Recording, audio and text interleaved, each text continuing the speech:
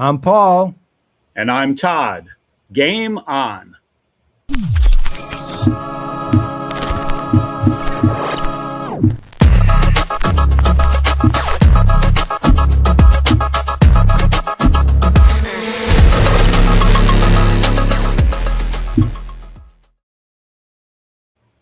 Hello, sir. How you be? I be good. It's good to see you. Same. Welcome back from Costa Rica and other travels. Yeah, I actually wasn't on Costa Rica. My wife was. She went on a retreat. Unfortunately, broke her foot down there too. But all in all, I've been home. So IRL knocked me out. I mean, it just knocked me out. I basically spent 2 weeks just trying to stand up. Wow. Well, I've heard good things. Sorry I missed it. You were in my hometown of Atlanta, but next year we'll hang. Oh yeah, guaranteed. And for those who want to, everything's up to see on the various players' channels, including if you go to IRL26.com, I think it's there too. So we got a little bit of a different show today, just because we're not using a guest, because I think it was about a month ago you had mentioned that a report came out, which was the state of gaming for the entirety of last year, and it was kind of an eye-opening and gigantic report. So we thought, you know what? Let's dissect that and take a look at it and see what kind of things may be applicable to B2B or just not. But one thing before we start, for some reason, Diablo 4 tracks me, because IRL 2025, a new season of Diablo 4 started the day we did it. IRL 2026, a new season started the day we did it. And that was 2 months later. And today, a new season and actually DLC, a new complete revamp of the system, started today.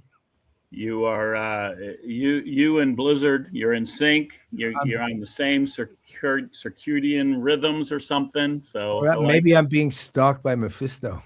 I guess. Well, I know you keep up with Diablo, which is amazing.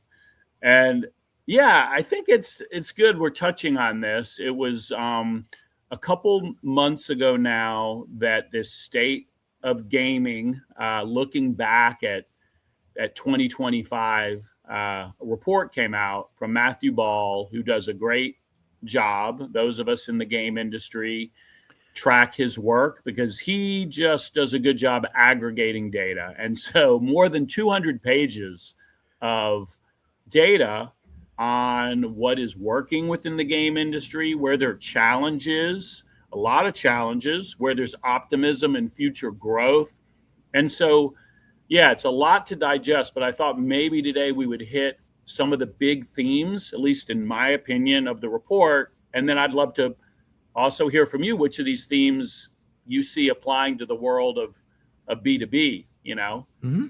So shall we dive in? Yeah, I'm ready. I mean, this stuff was really cool to me anyway. So yeah, awesome. Well, for anyone that wants to get more detail, if they just Google the state of video games and Matthew Ball, and he's really one of the key folks that coined the metaverse, for good or bad. When you heard that term and what it was associated with, he did a lot of work in that realm, and he's followed gaming for a bit, and his data looking backwards is just very solid and kind of hard to argue with. Everyone's crystal ball, who knows, it's speculative, but looking back over the last year, it's pretty good.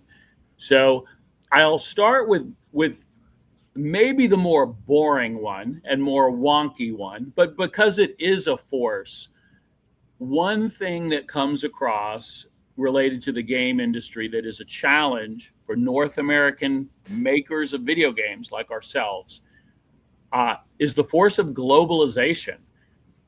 Simply put, when COVID happened and game studios learned to implement a work from home process, and they could now not just hire game developers in California, where a lot of the talent is, but all over the US, Well, now that's kind of expanded to the whole world. And there's exceptional game developers now outside the US, really throughout the world. And that is affecting, I would say, the employability of someone in the US or Canada or Western markets who want to make games. So the challenge for the industry, if you're trying to break in, is you're kind of competing against people in the whole world. The upside is that your market is now the whole world as well. So the data side is that global employment over the last few years went up. Employment in North America went down, but the markets are growing mostly outside the US. And actually, most of the market is China over the last year. So anyway, I'll let you react to that, because obviously anyone in software, it's kind of a global business. But any kind of initial thoughts on that from the Oh yeah, look, I mean, people? it's fascinating because as you know, the technology industry, as the technology specifically, the technology industry has been hit by massive layoffs and massive layoffs. And I know so is the gaming world, as you mentioned, in North America. And some of that is due more to AI than say what you're talking about per se, although I'm sure that impacts that too. But the other thing is, look, I mean, and it's sort of been I'll call it a historic trend anyway, which is, and it's sad, you find highly talented labor, so to speak, that's cheaper outside of the U.S. Like, Ukraine has an enormous number of talented developers, like enormous number. Before the war, people were hiring like crazy from Ukraine because it was, 1/20th the cost. And to your point, could be done remotely. So I think, I mean, it's obviously, look, I mean, the thing that I've seen is, I mean, the gaming industry is huge, and I mean, it's bigger than any single technology category. Period. I mean, CRM is the biggest business technology category, and it's basically 60% the size of gaming, maybe. So this impacts us the same exact way, really. I mean, Yeah. So I think it is kind of parallel, and we're in a global workforce, at least at this point, and for good or bad. So the nice thing is you have global distribution. The challenge, if you're a working or aspiring professional, is you are competing against other markets. So that's one kind of macro, thing that as a game maker you pick up on and you've got to consider. I will say that for us, for our business, I still actually believe a lot in co-location. I just think the best creative products, I think technical products too, but certainly when you have technical, left brain, and creative, right brain, and they're working together, there is nothing like just bumping into the artist and the designer, IRL, and brainstorming. And I do think that makes better products. It has overhead. You got to pay for a studio and everything that goes around with it. But at least at this point, I think the best games are, in fact, created by teams that are working together. I can't disagree with you at all. I think you're absolutely right. Ultimately, human contact and social contact with humans is always the best avenue. And to your other point, but it is also the most expensive. And a lot of it just depends on the individual business and the makeup of the people running it. It's like once you get into pure cost effectiveness, you ultimately lose. Yep, that's right. Cool. Well, that's theme number one. I would say a very exciting, to me, theme number two is, even with some challenges on the top line for the gaming industry over the last year, there's clearly more and more of an appetite for consumers to have what I will say are social first experiences. And so, Paul, you for a long time have advocated the ecosystem, which is Steam, where you get your game and you also have your friends list, and Steam continues to grow. And the other thing that jumps off the page after page, is what is happening with Roblox. That some gamers, they don't even think of it as real gaming because it's so different, but it is a social first ecosystem that has grown. And so if you look at Steam, if you look at Roblox, if you look at the genres that continue to grow, there are single player games that are still prominent, but it really is this social first. It's gaming as a third place. You and I, maybe we go to the mall or the arcade, or someone went to the bowling alley. Today, young people and old people are meeting in these online spaces, and games really have to lean into that. And I know you've got some personal experience with your Diablo folks playing that as well. So, well, no, I see, to me, that is the epitome of it. It's community, really. And from my standpoint, community collaboration, it goes right back to your original point, even when it's not IRL, but when it's actual, let's say, virtual interaction, it's still better than just doing your own thing per se. It's not necessarily that I'm a single player on Diablo 4, but for example, if we're doing a gigantic world boss kill, I keep network play enabled so that I have other people who, even though I'm not playing in a team with them or a group or working off a Discord server, I have 20 other people doing it with me. And what happens is there's this sort of impromptu coordination that goes on among those people. Like you see this group over here on the right, you go on the back so you can hit the world boss in the back or whatever. But that to me is critical, although it does raise a question. And one thing I'm curious with your take on. So now you see, like, for example, one of a big push is things like Netflix having games. Yeah. I personally don't like it. But it doesn't mean I'm not young either. I'm 76, right? So at the same time, do you think that has any traction, or is it getting more popular? I mean, people actually doing something. I know I think it's offered as part of the subscription you pay, not as a add-on. So it would be, in effect, you have free family, at least, gameplay. So I'm not sure how it extends beyond family.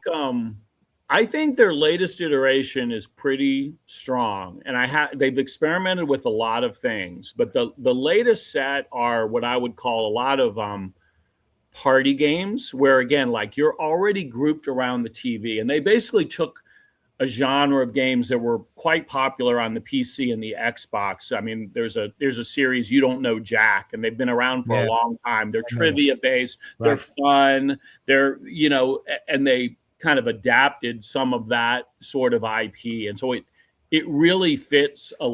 It's a handheld experience where you're playing on mobile plus the large screen experience. So they're playing to the strengths of the hardware platform and input and output device. And I haven't seen data, but I suspect they are getting usage. And another example would be if you look at the data from the New York Times, and since they started with Wordle, now they've got their version of Scrabble, and they've got the puzzles. I mean, and that is driving tremendous membership for them. So I do think more and more of these platforms where people already are will be adding games. And that's really a key thing to Roblox. I mean, I'll put it up here, right? So we just mentioned Netflix. So this is from the report that we mentioned, Matthew Ball's reports. So with half of the users of Netflix, Roblox already, just in terms of monthly hours, is above all of Steam,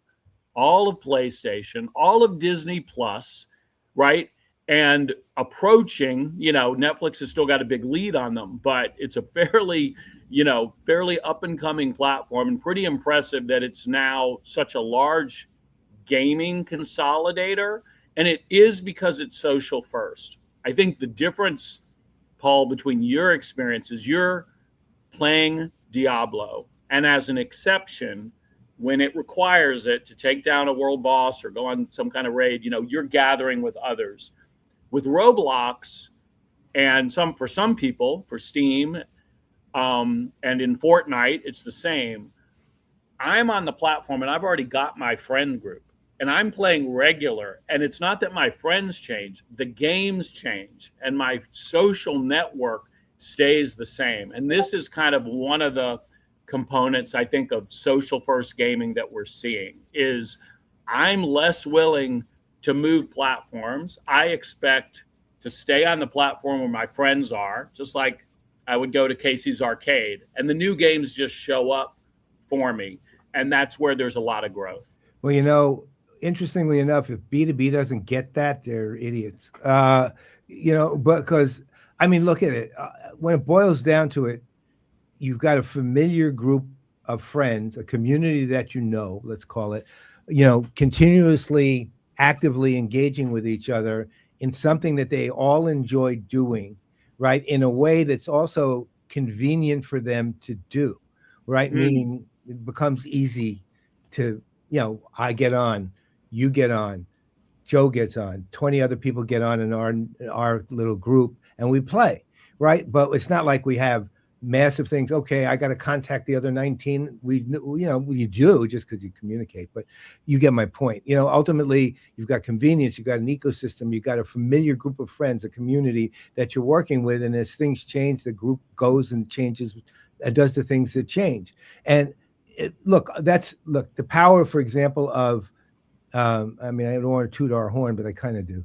The power of IRL 2020 blank is it's not a conference, it's a community with content, right? And it's a very inclusive, welcoming community in the sense that there's a lot of people adjacent to it who are not directly in it. There are a lot of people who aren't even in it at all, really, but they're welcome anyway because we like them, right?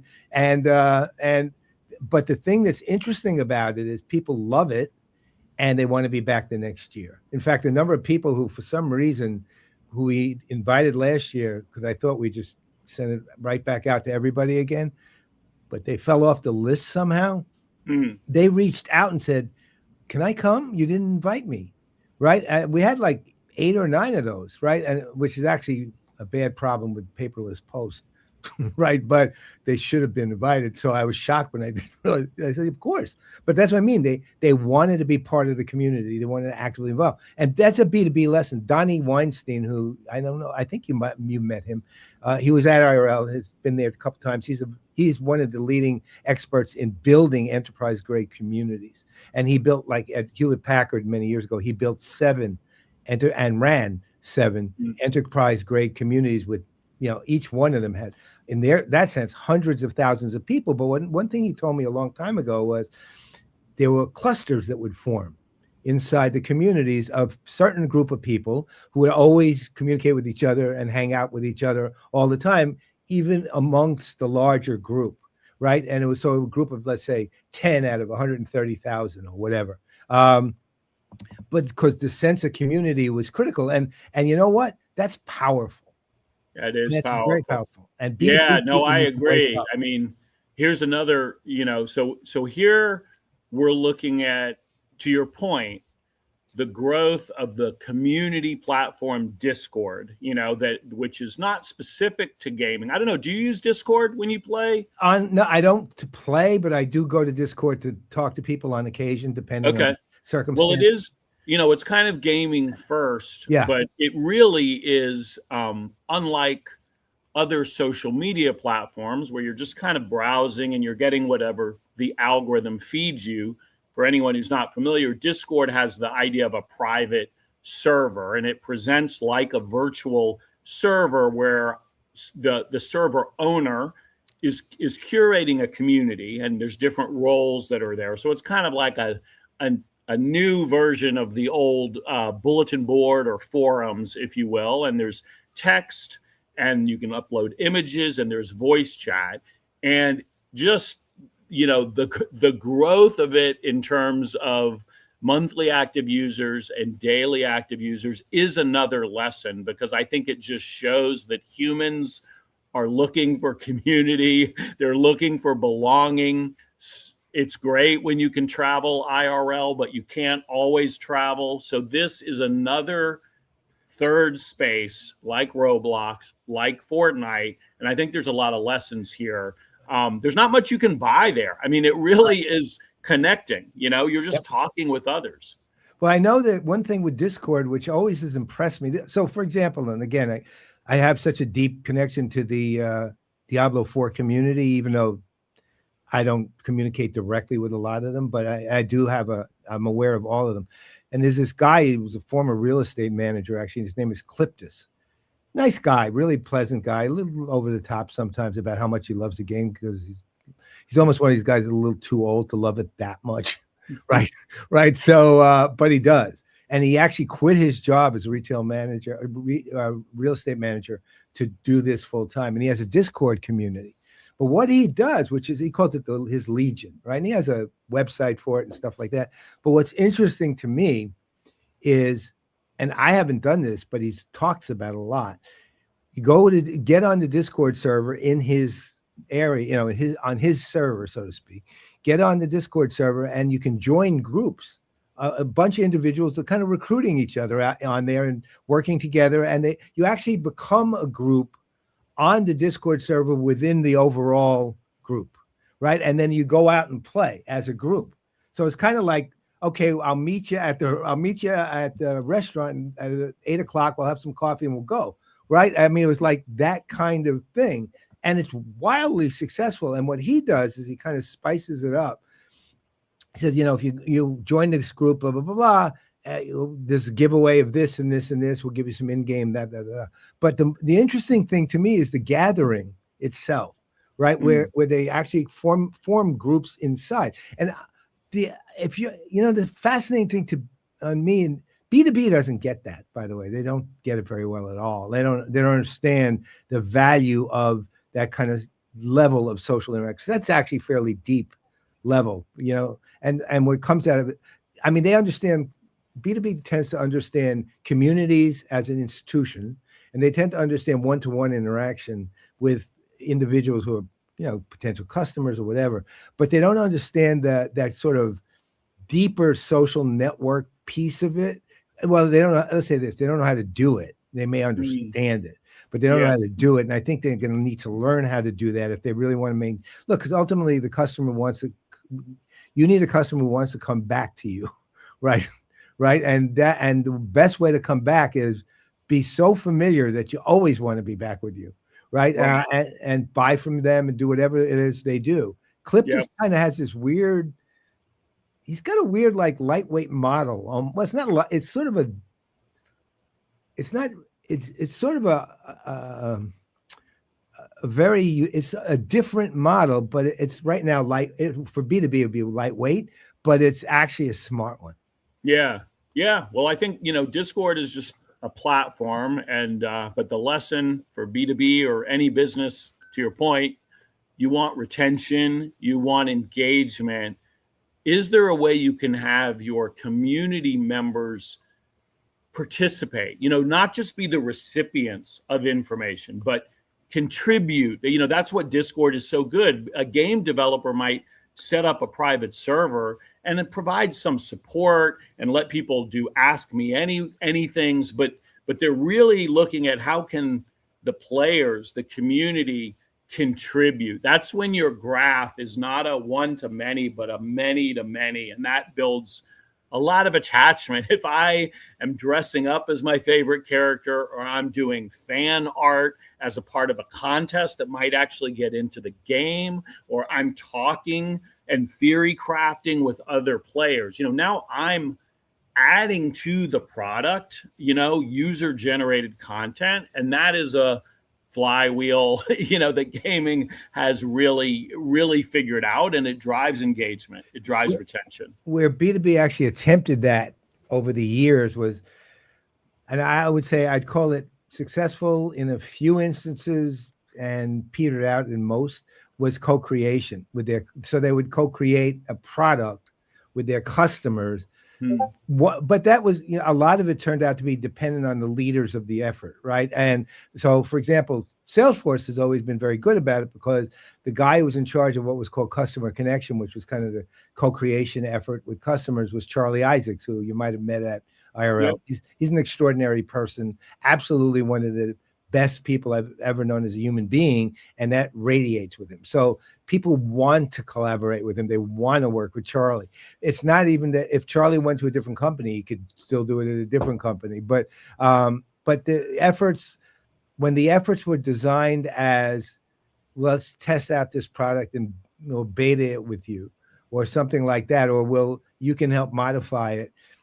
I mean, it was nice, but it had its benefits, but it didn't work that well as a ongoing kind of building of social, let's call it a highly social interaction, and even a business level social interaction with the customer. Another guy who was very good at it was Jim Goldfinger, who built at SAP. He built this network of customers, and they were all major companies and the like. And he built a deep network with these customers. So, for example, I was once at an event with him, and it was a whole room full of customers and me. Because I was gonna present a little bit to them, but it was a dinner. And Jim said, let's go around the room and introduce ourselves. And there may have been 40 or 50 customers there. And every time a customer would stand up, Jim had a personal story to tell about that customer and that company, right? Every single one. And what Jim did is then pull in partners to integrate with the customers and built this wildly successful, profound network that I actually, in one of the editions of CRM at Speed of Light, I think it was the second one and third one, I included him as the best example of how to build a customer network ever. But it's the same principle, but again, governed by the individual in this case, rather than by the community. Right. Not so much a system, but some good examples, to learn from. Cool. All right. Well, so we touched on globalization as a force. We touched on this social first gaming, which is applicable, well beyond gaming. How do you build community, which is stickiness? I think, the next slide I'll bring up, there's a lot here, but, after some of the challenges in this Matthew Ball report, he posits, here are some potential growth engines. Social game services is listed. That's what we were just speaking about. UGC is user generated content. That is also playing into the growth of things like Roblox and like Fortnite. I think, one that we should touch on, really two, both advertising and AI, because both are, I'm sure, relevant to the B2B world. When it comes to AI, maybe I'll hit that first. I think what's interesting about gaming when it comes to AI is there's really at least two different forces. One is using AI to reduce cost, to reduce development budget, and to have small teams be able to do more. So that's more of the productivity enhancement side of it. What's interesting about AI in gaming right now is most gamers do not like generative art from AI. They raise their pitchforks when they detect that. That might change a year from now. I don't really know, but right now, the little peak inside the game industry is most companies stay away from obvious AI generated art, but almost every game company is using it to help reduce code better and faster. And they may not talk about it, but most are doing it. And I highly suspect that is the same throughout B2B as well, as a productivity enhancement, because the end consumer doesn't really care how that part is made, candidly.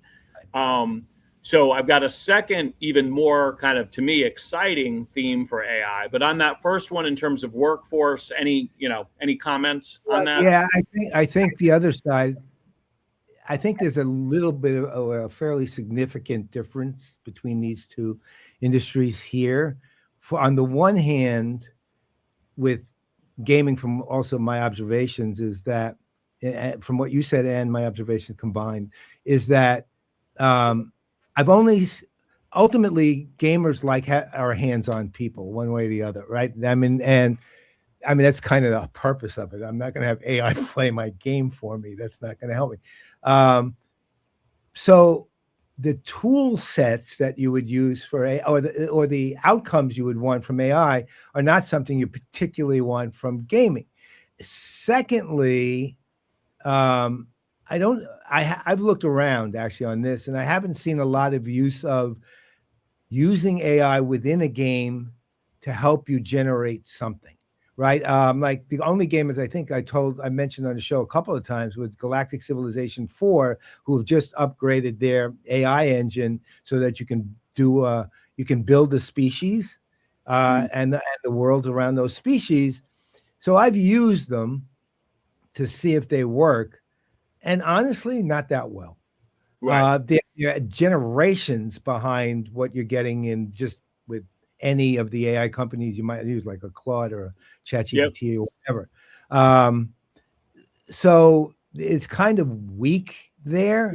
Yep. On the other side of it, on B2B, everyone's using it. And Right. nobody's worrying about, to your point, nobody's worrying about whether AI did it or not. Right. In fact, everyone's using it both as a business person and as a consumer, right? Which is the other side, where the gamers don't want to use it that way. They don't. Yeah, there's somewhat, for now, some protection of the artist, if you will, which you kind of understand because, if you show me a beautiful oil painting, if you tell me it is a Rembrandt or a Leonardo da Vinci, suddenly it's worth a lot more, even though it's the same painting, because people care about the source of their art. Oh, yeah. It's the same art, but the authorship and the story behind it matters.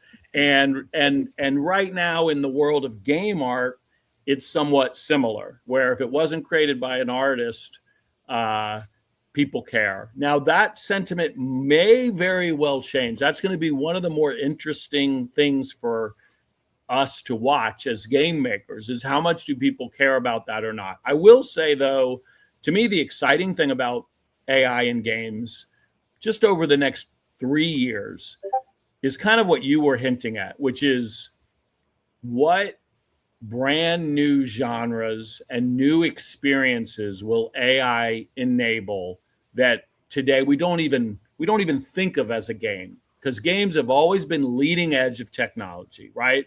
First using graphical processing, first using old style AI to make non-player characters behave, first with virtual reality. So the fact that the industry will embrace gaming and produce non-player characters that have emergent behavior or procedurally generated worlds, this, we haven't really seen it yet. We haven't seen like what's a new type of fun, but it is exciting that I think the game industry will be on the forefront of that. Well, there's this conversation going on, which has got a stupid name for it. It's the SaaSpocalypse. But what it basically says is AI, and AI can produce any enterprise level technology. And that's not true, right? I mean, the problem, and plus enterprise level technology has to be supported by customer support and other things too, that AI doesn't do the same way. Let's just say. So the reality is, though, as people say, as kind of the conversation settling down now, people are saying, look, AI is not going to produce the new version of CX or CRM, but AI will help you build it, right? But you're going to produce it, so to speak. Gamers have grown up with mods and DLCs that they did themselves. I mean, it's like they build them themselves. That's kind of the industry, at least from my perception, the industry took off when Carmack and all these other guys recognized, oh, wow, these are systems and platforms, not just a game. And it just, because humans began to do something with it. So the interesting thing to me, and to your point, is AI going to, like, I know there are some mobile games people are attempting to develop with Claude code and things like that. but they're mobile games. They're small, not necessarily in scope of use, but in size of story world. Let's just say. I mean, it basically, choo choo choo choo, pew, blow up a brick and then put yourself in and set up a tower, right? So, and that's fine. But will AI be able to develop a story world at the level of any let's say RPG, ARPG, or Roblox, or Minecraft, or Fortnite? Those story worlds are enormous. Right. I mean, they're enormous. And when I say enormous, I don't mean the amount of people playing it's enormous, which it is, but it's the worlds themselves are big, complex, actual, digital, but actual worlds, right? Yep. And I'm not sure AI is there, even close to there yet. Yeah, I think you're right. So I do think we will quickly be surprised by some cool AI-enabled elements of games. But to your question, what there's a lot of debate about is what's called the world building. These games have 3D worlds, and unlike a movie where you just go through and render from one point of view, the director's point of view, in a game you have to be able to go everywhere. And the models that display that, game engines like Unity and Unreal, these are purpose built to do that efficiently, to render these worlds and to have a model and memory that do it efficiently. AI, when it does it, it is very inefficient. The cost, the token cost, is extremely high.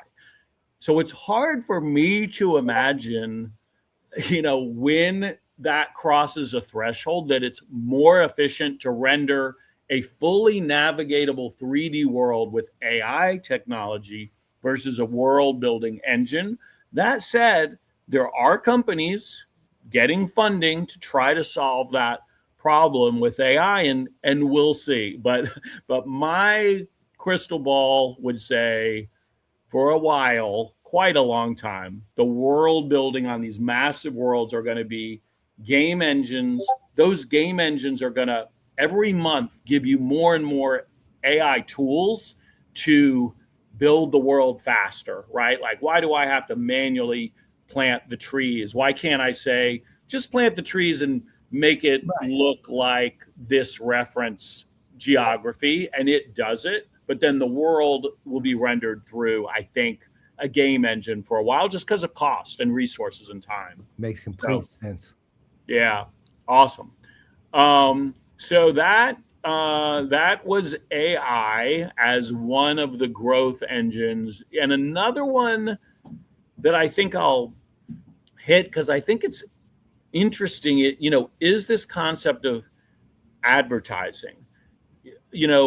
It's just the case that if you play games today on the mobile device, it's very likely, particularly if it's a more casual game, that you're going to see ads, and that ads are a part of the business model for the industry. And that's very uncommon when you play a game on Steam or a game on your Xbox or your PlayStation. But when you just look at how much attention there is in gaming and how relatively little advertising there is, it's just another opportunity, for the industry to grow and to monetize eyeballs for players that may never spend any money, but have turned off the TV and they're turning on games. And so I do think this is a growth area. This comes out of the report as well. And it just highlights that for most media, the newspaper, video, as we know, like free television, even now paid television, your Amazon Prime now shows you ads unless you pay even more.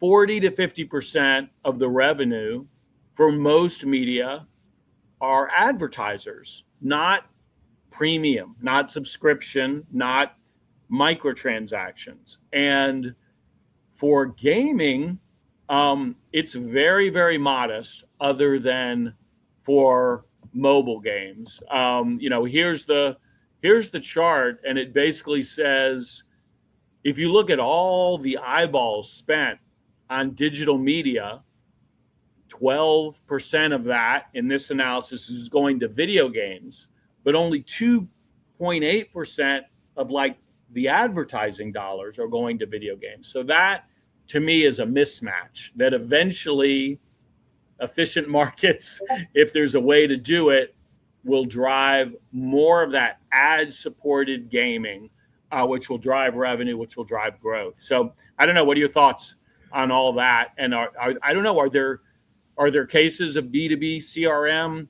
packages? Like, I know there's free HubSpot and premium HubSpot. No, those are, most of those are just, promotional to the point of being the teaser to get you in. The free trial. It's basically create a dependency on the, you're already using it, so no point in not upgrading. So ads are not a big thing, but it does bring up a question I want to ask you on this, because to your point, on mobile games, you see ads all the time, and in fact, on YouTube videos, obviously, and things like that. But there's I don't know. Again, this may be just a matter of me being a grumpy old man, but the reality is it drives me crazy after a while. Ad after ad after ad. And the little X is so small that you end up clicking the actual video, and it's right on the device. And yeah, there's a limit to how much advertising a human being can see without it becoming interfering, right? And the question is, we're talking about a significant percentage of revenue being driven by advertising as a potential, still available market. But how much of that's taking you over the edge of, okay, this is interfering? Yeah, no, it's a very good question. I think there's kind of two sides to that. I think as an advertiser deploying marketing dollars, it's best practice is you're not, I always say, don't interrupt the fun, be the fun, and so there's ways of integrating that are more natural. If I'm playing a racing game and the racing game has billboards, because that's the way racing works, and right, the billboard can be, for Gillette or whatever it is, instead of a fake one, like, that's very well integrated. It doesn't take away from the fun. So I think as an advertiser, you try to look for things that add to the experience. Gamers are they can be annoying, but they're pretty accepting of what they call rewarded ads, where I optionally watch a video and I get more currency, and you can choose to pay and I can choose to watch the video, or someone else can choose to not do either, but you progress at different rates. So as an advertiser, try not to interrupt the fun. As a game developer, it's interesting because, you're always playing with friction. If you want to monetize, this is just the reality of how it works. You're in the psychology game, you're always playing with a little bit of friction, and removing that friction or going a little bit faster is what allows you to monetize. And that's it's a very nuanced thing, right? How many ads are too annoying and turn off the free player, or how many ads are just annoying enough and now you pay $5 one time to never see those ads again? And so those are some of the dials that that the game designer is playing with. I'd say to your point, actually, that, and what you kind of brought up earlier, the sports games, the ones that are like NBA 2K or FIFA or Football Manager or whatever, they've got the right model. It's the in-game ads, right? And they're real. And to your point, they're real ads, and people see them and they don't not register them. Like when you're watching a baseball game, let's say on TV, okay, MLB TV or a live game, they're digitally putting ads up behind home plate all the time, and they're just changing them. And it's actually was a really interesting approach, which I would never have thought anyone would do back in the day, but it's smart because you see the ad, you remember the ad, but it's not interfering with the thing, right? It's That's just right. there. It's there as part of the environment, part of the atmosphere, and that works. It really You does might work. even say it adds to it, because in a Yeah, real ballpark, I expect ads. Either it's, it's a real ad or some artist has to make a fake ad. yeah, and it becomes more immersive, right? Right. It's more That's immersive right. because it's reflecting real life in some way. And the other side, I'd say, like if and this is a sports game, a mobile on the mobile side, especially, but even on the real side, uh, where you have to you see, well, mobilely particularly, you see something and get something in return. Quid pro quo is like Madden on mobile devices like that. You watch an ad, it'll pop up and you get, I don't know, 25 coins, or you can kick Yep. something up a level or whatever. But the rewards are worth the wait, right? Which is the other side. And to your point, like as a gamer, and you mentioned it's general, gamers are fine with that up to a point. Obviously, they're fine with that, because they get something in return, and it's always been a smart model that way. But the problem with, like, there's I was communicating with a friend of mine on the Yankees game, and he sent me an article to read on in Facebook Messenger. So I clicked on this article, and it was just an article. Now, this wasn't a game or anything. There must have been 30 ads covering every 2 lines. There was 30 different. I gave up. I can't look at this. It's too much, right? I Like agree with you. instantly. And Yeah, some of the browser experiences are awful on some of the Well, sites. what makes people so stupid about that? I mean the people doing it, right? What makes them so stupid to think that people are going to somehow like this and they're going to say, "Oh, I'm going to go buy that"? Other than just, and instead, you just get incredibly annoyed. Yeah. Well, again, like when it comes to advertising, this is something I'll probably start sharing, because McKinsey did a really good study where they talk about the quality of attention, which is just a new way to think about it. Everyone talks about competing for attention, and you kind of almost think like a unit of attention is the same, but they have this methodology for how much is a unit of attention worth. When I'm scrolling on TikTok, or when I get a Facebook link from you and I get all these pop-ups ads that I just remove, or when I'm playing like a racing game and something's in a billboard, or when I'm at a live event.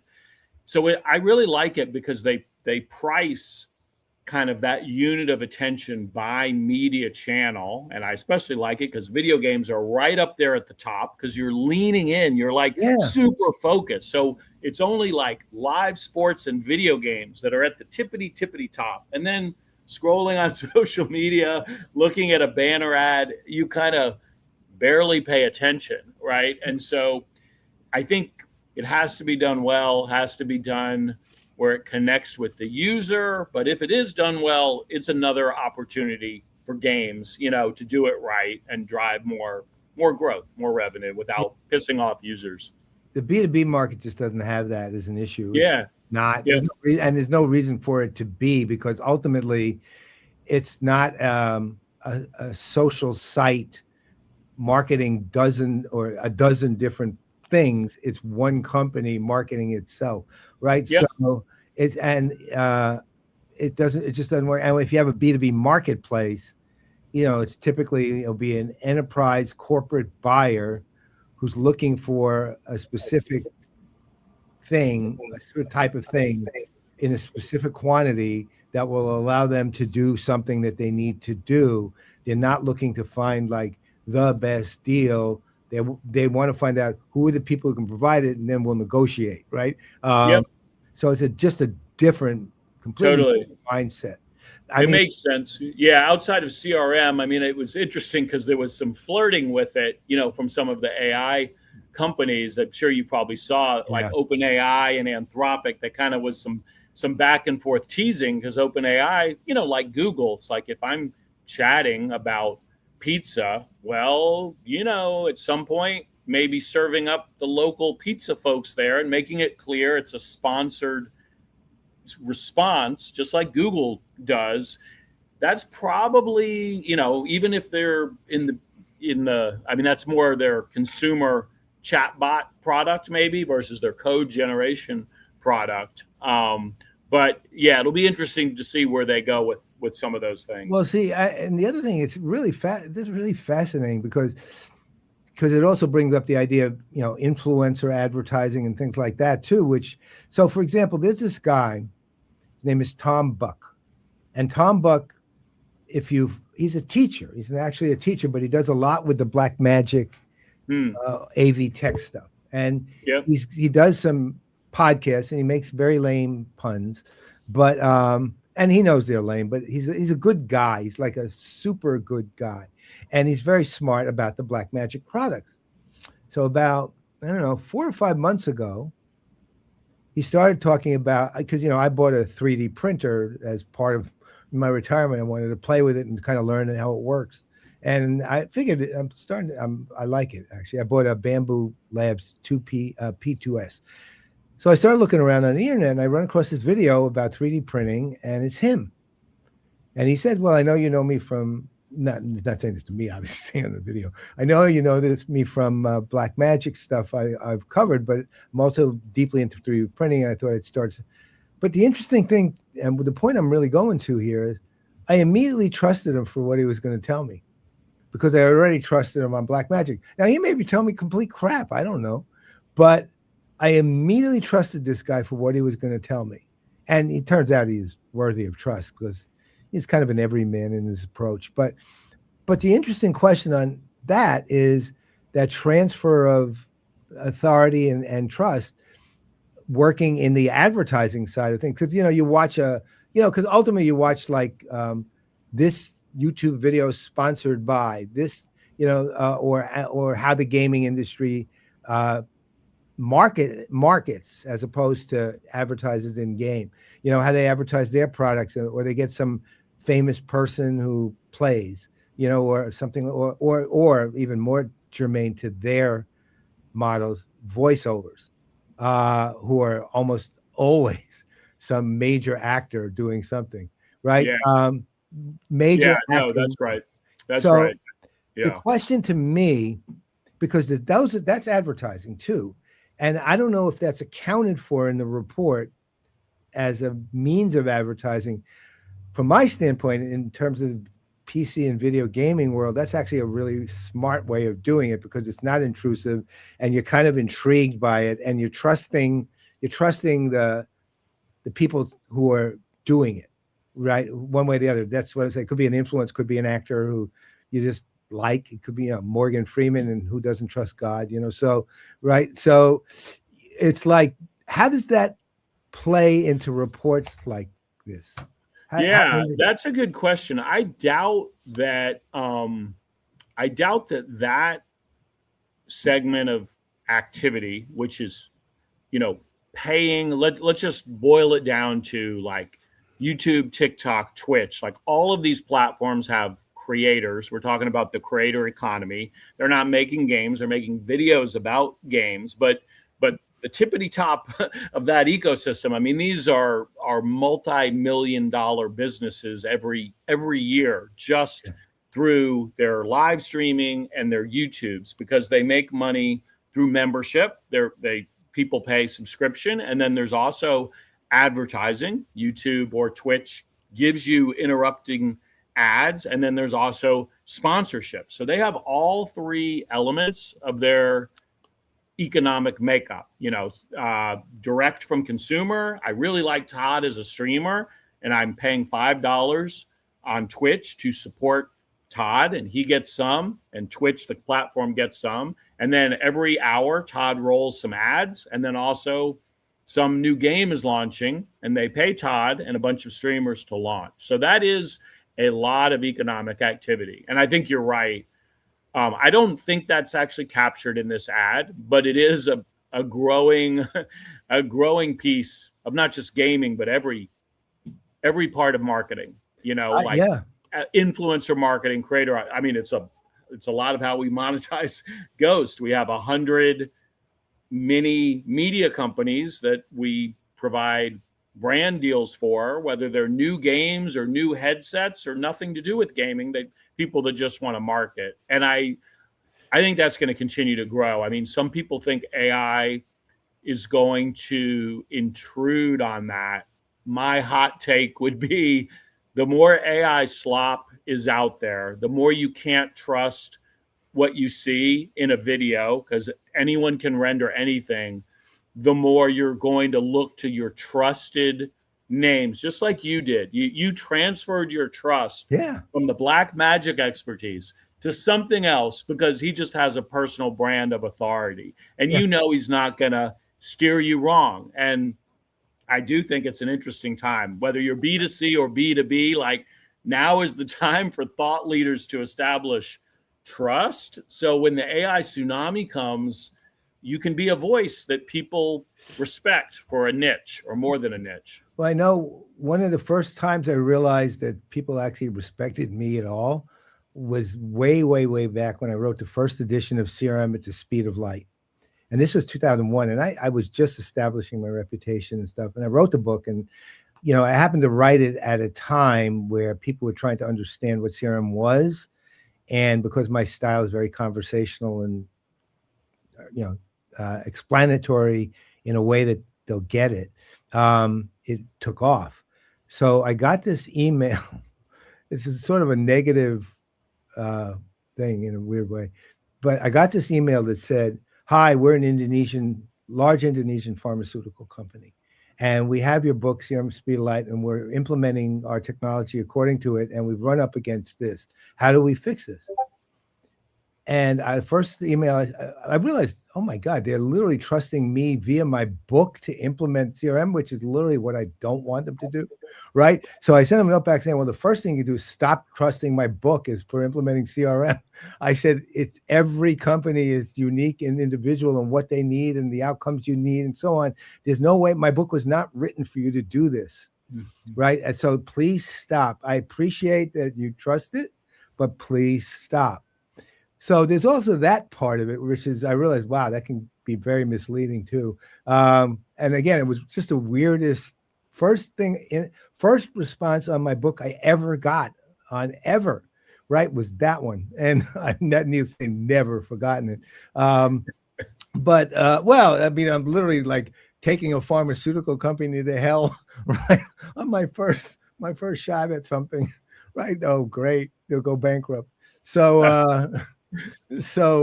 But it does say something, right? Which is that whole, how do you trust? And in the B2B world, it's not influencer marketing per se, but, it's why people trust analysts and people like me, right? Yep. It's not just me, but lots of analysts are trusted. They're trusted because there's reason to trust them. They've done the work. They've understood the market. They've understood the company. They know the people have met them, all the different things that go into developing trust. So they have impact on the company. So it's there in a somewhat different form. It's actually a little more experience involved in a lot of what you see as influencer these days, who are just, people wanting free brand stuff. Right. This is a different story, but it's there. And it's fascinating to see how it works too, because my entire career was based on it, really. And I retired, so I must be doing all right. Right. So I love it. Well, we're still humans after all. We deal with tech in the business world, consumer, but we're humans. We connect with other people. So I think there's a lot of themes in the report around that. Social first, community building, trusting humans, games created by humans. There's a lot there. Well, I guess see, that to me, I love this kind of conversation with us, man. I just do. I just love it. Anyway, so I do want to say one thing before we go, which is next month, our guest will be Jeff Gomez, who is literally one of the leading story world creators, probably in the history of both cinema and a little lesser so, but nonetheless still important in story world and gaming itself. And Jeff is probably the world authority on story world building. So he'll be our guest and we'll discuss it in the world of PC and video gaming. And I love it. I met Jeff in person. I had followed him a bit, and we had yapped at each other over LinkedIn and exchanged ideas. But I met him at IRL last year. They gave a a great presentation. So yeah, look forward to connecting with him in about a month. I can't wait, Sarah. And in the meantime, I know you're traveling, so have a wonderful and safe trip. And we'll see you all in the next month. In a month. That's right. Yeah. All right. That was Paul, right? Ready to go? Oh, yes. Let's do it. Here we go.